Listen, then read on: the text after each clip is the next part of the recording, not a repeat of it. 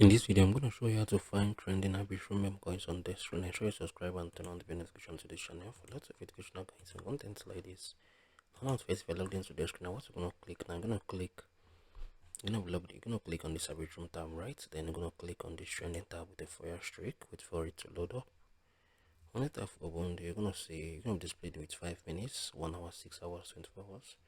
You're going to choose how many hours you want to filter or to choose, right? So I'm going to click on the 1 hour, right? So I would say the trending Arbitrum tokens for the past 1 hour, right? So this is basically how you can find trending Arbitrum Memecoins on the screen. I find it very helpful.